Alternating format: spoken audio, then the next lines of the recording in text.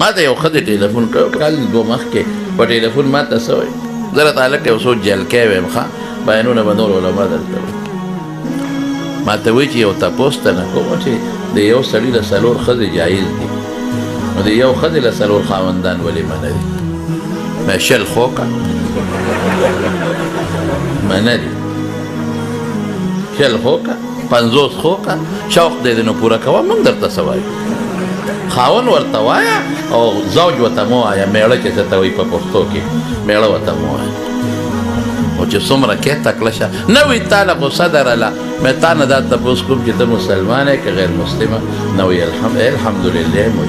الحمدلله زه مسلمان یم مې چې ته مسلمان یې نو قرآن او سنت یو څو دلیل متعیتونه او یو څو حدیث ورته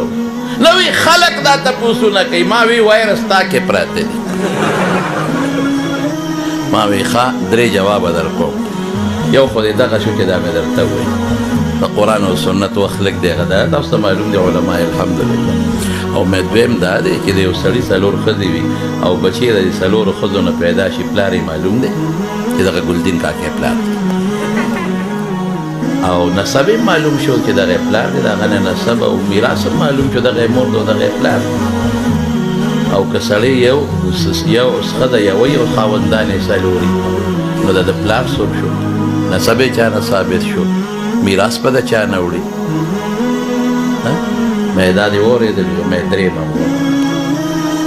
مې درېیم دا فطري تقاضا ده چې سړی به یو ښځې به ډېرې مې چرګانو ته چرګ یوې چرګې ډېرې که نه خبره لوړې ده